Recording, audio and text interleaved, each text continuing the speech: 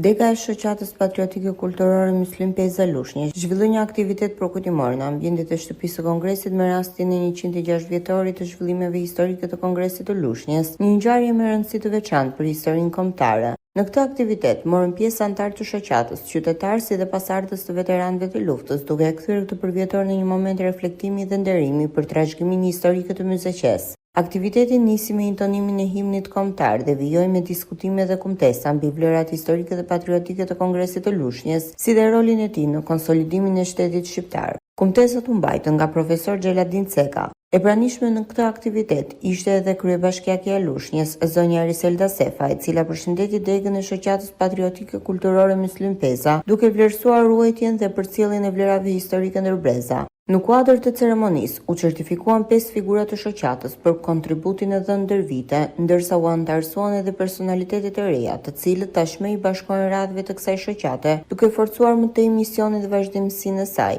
Të pranishëm në këtë aktivitet ishin kryetari i shoqatës patriotike kulturore Muslim Peza, me qendër në Tiranë, zoti Daud Kryemadhi, shoqëruar nga nënkryetari Xheladin Ceka. Zoti Kryemadhi falenderoi degën e shoqatës për organizimin e aktivitetit pikërisht në vendin ku u mbajt Kongresi i Lushnjës 106 vite më parë, duke vlerësuar punën dhe trashëgiminë e ruajtur ndërbreza.